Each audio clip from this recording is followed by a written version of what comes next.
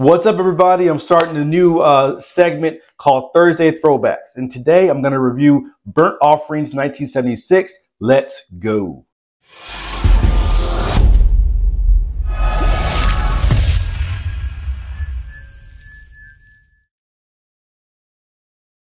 So I wanted to get started on more frequent reviews for you guys. There's so many movies that I've just watched so many times, and they're like it's all like rattling up in my brain. And I just feel like I want to discuss it with you guys and get you guys' feedback on if you've seen these movies, and if not, hopefully I can point you in the right direction of something you've never seen before that is definitely worth a watch. So what I'm going to talk about today is a movie called Burnt Offerings. It came out in 1976. Now, if you've followed my channel, I've mentioned it in other videos in the past, but this is one of my absolute favorite horror movies. It stars some very heavy hitters. It stars Bette Davis, it stars Oliver Reed, it stars the great Karen Black, and it even stars Burgess Meredith, aka Mickey from the Rocky series. Now, this movie is extremely unique. I hadn't seen anything before it, like in going back in history, and I don't really know if there's anything since it either. So what it does is Karen Black's character and Oliver Reed are looking to take their child and move to another house. Now, they find this house that is just massive, too good to be true. And Burgess Meredith and his sister are only renting it out for the summertime. They're looking for a summer getaway. So the only catch is that Burgess Meredith and his sister's mother lives in the house, stays in one room, never leaves the room.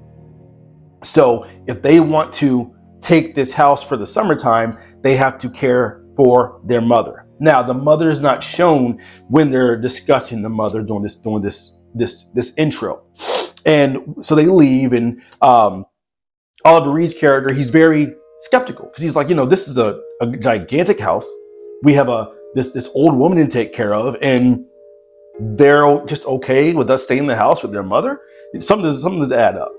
Well, Karen Black from the beginning just fell in love. She fell in love with the brother and the sister. She fell in love with the story of the mother and the fact that she's so attached to the house, and she fell in love with the house. So they end up deciding to do it. Here's what I love about this movie. When they first move in, they all have certain personalities. Karen Black is a motherly figure who, cares about her family, therefore family, wants to have a good time with her family. Oliver Reed, great dad, is involved with his family, lighthearted, makes jokes. They just have a good rapport. The son, he's a kid having a great time. And then Bette Davis, the mother, for her age, very youthful, very vibrant, and very energetic.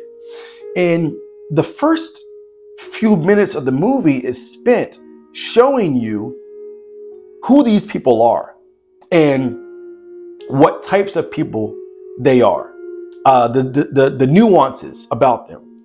And as the movie goes on, you start to see it shift drastically. So the crazy thing is when they first move in, after they decide to get there, the house looked, upbeat and alive when they were talking to the brother and the sister, and they went the first time.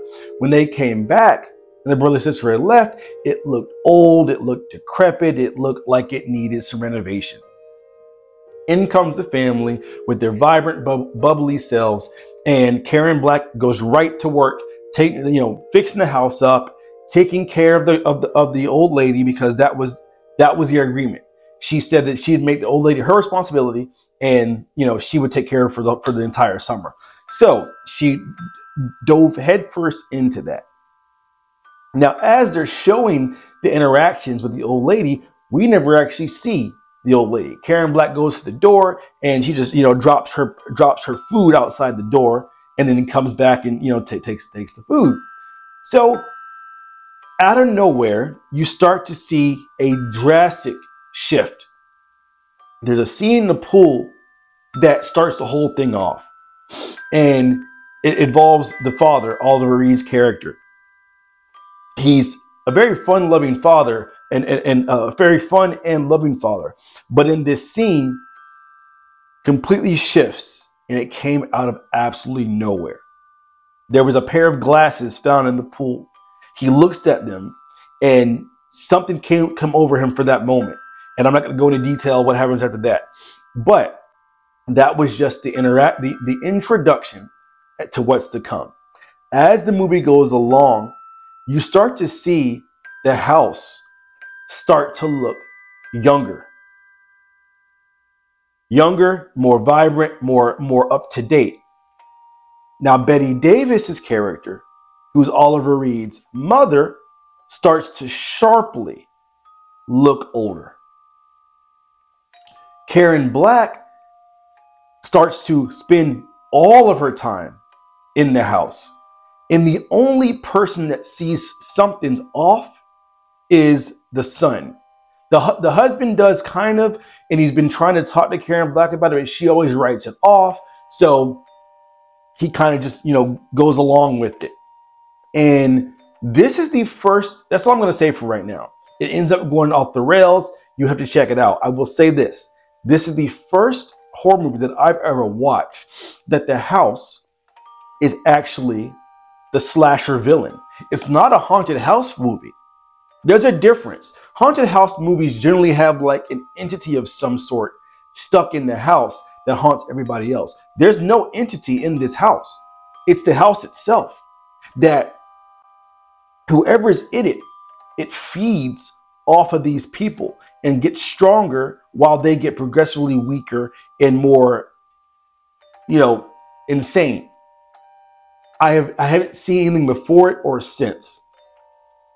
So I want to get in front of you guys and talk about it. If you've seen Burnt Offerings, get in the comments. Let me know your thoughts about this. To me, it's one of the best horror movies I've ever seen because it's so, I love unique. As you guys know, I love unique horror movies. And this is extremely unique.